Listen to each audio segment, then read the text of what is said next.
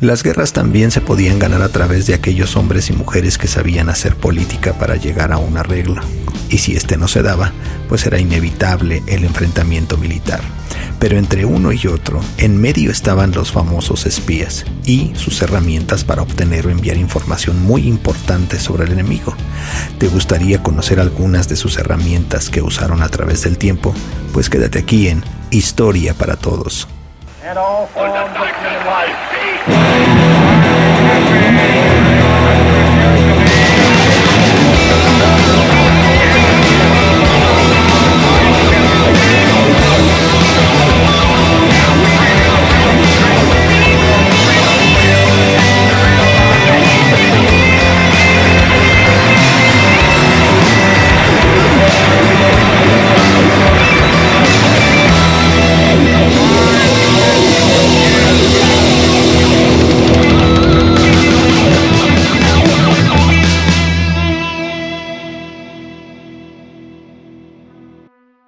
La escítala era usada por los mandos militares espartanos para enviar mensajes muy importantes durante la batalla. Este se escribía en una tira de pergamino o también de cuero y se enrollaba alrededor de un bastón. Cuando este llegaba a su destinatario, pues se desenrollaba y pues el mensaje al parecer no tenía sentido. Había que existir o tener alguna forma para descifrar el código. Insisto, el destinatario tenía que envolver el mensaje alrededor de su propia escítala, que debía tener el mismo grosor que la del emisor.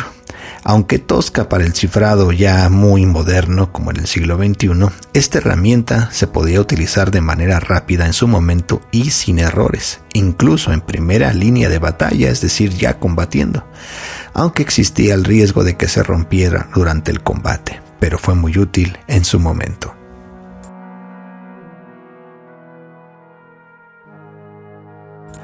Este es un artefacto explosivo improvisado de la Confederación y fue utilizado para hacer estallar buques de vapor unionistas durante la Guerra Civil Americana. Este tenía un cuerpo hueco lleno de explosivo cubierto de polvo de carbón. Los agentes confederados lo colocaron en las cargas de carbón de los buques de la Unión. Cuando el fogonero metía la bomba en la caldera del barco, pues esta explotaba. Podía romper el motor y matar a tripulantes y pasajeros, provocar un incendio e incluso hundir el propio buque. Algunos creen que este ingenio hundió varias naves, aunque los documentos probatorios fueron quemados durante los últimos días de la guerra. Al final de cuentas, dejamos esto a tu juicio.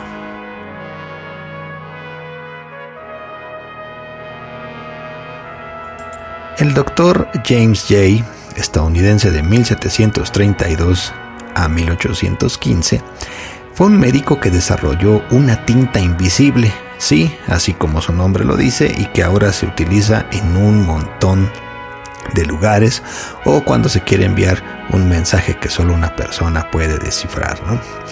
Pues esta tinta invisible que permitió a George Washington y otros mandos comunicarse durante la Guerra de la Independencia, más tarde se unió a los leales y se exilió a Inglaterra. Mientras su hermano se convirtió en el presidente del Tribunal Supremo, esta herramienta fue muy importante en su momento. Ya en la antigua Roma se utilizaban estas palomas para enviar mensajes militares, pero durante la Primera Guerra Mundial ambos bandos las usaron para realizar fotografías aéreas. Sí, como ustedes pueden ver, estaban equipadas con cámaras que disparaban vamos a llamarle así, las imágenes durante el vuelo, captando posiciones militares. Las imágenes se usaban para estudiar las armas y fortificaciones, y los soldados disparaban a las pobres palomas para interceptar los mensajes, pero aún así, hasta la década de los 50, estas aves tenían una tasa de éxito del 95% y recibían medallas por sus servicios, para que vean lo importante que es una paloma aún en nuestros días. Incluso en este artefacto se hizo una película muy famosa y pues esta máquina Enigma es de los ejemplos más importantes sobre el hardware espía. La máquina de cifrado llamada Enigma era un dispositivo para enviar mensajes codificados. Los nazis la utilizaron durante la Segunda Guerra Mundial para cifrar sus comunicaciones de radio, así como las posiciones de sus tropas. En 1943, un equipo británico de decodificadores que trabajaba en secreto en un lugar muy importante, incluía al ingeniero Tony Flowers y al matemático Alan Turing. Creó el Colossus 1 y esta primera máquina de computación del mundo, si se puede llamar así, con la que decodificaron el código alemán. Se ha dicho que redujo la contenida guerra o esta contienda al menos 2 años. Las armas de gas fueron creadas por la KGB para matar en silencio y no ser detectadas en la autopsia. Esta arma de 2 cañones disparaba cartuchos que contenían viales de vidrio de ácido prúsico. Al ser disparada, la ampolla se rompía y el ácido se convertía en gas cianuro. Si se disparaba a la cara de alguien, le provocaba un paro cardíaco. En 1957, el agente de la KGB, Bogdan Stansky, utilizó esta arma para matar a 2 disidentes ucranianos, Lev Trubet, y en 1957, y al señor Stefan Bandera en 1959. Aunque la CIA sospechaba que Bandera había sido envenenado, pensaron que había sido alguien próximo a él. Tampoco supieron que Trubet había sido el asesino hasta que después se descubrió por medio de otro personaje. Ya en los años 60 del siglo XX, los diplomáticos occidentales en Europa del Este evitaban comprar trajes y zapatos en tiendas locales. Preferían que se los enviaran desde casa. El servicio secreto rumano utilizó esto a su favor, trabajando con el servicio postal para instalar micrófonos en el tacón de los zapatos de las personas, convirtiendo al diplomático en una emisora de radio ambulante. Criadas y mayordomos de la KGB infiltrados instalaban los transmisores. Se hacían barridos en las oficinas diplomáticas, pero los transmisores eran indetectables, a no ser que el funcionario estuviera allí en ese momento. Y el zapato incluía un micrófono transmisor y baterías, todo encajado en el tacón. Imagínense cuántas conversaciones se encontraron en ese momento. Por muy hermoso que parezca, este pintalabios ocultaba un arma de fuego de 4.5 milímetros de un único disparo. Parece sacada de una película de James Bond. Incluso tenía un nombre en clave, el famoso llamado El beso de la muerte.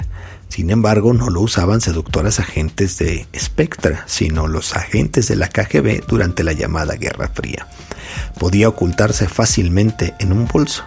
Una de estas armas fue detectada en un checkpoint norteamericano en la frontera de Berlín, en el oeste.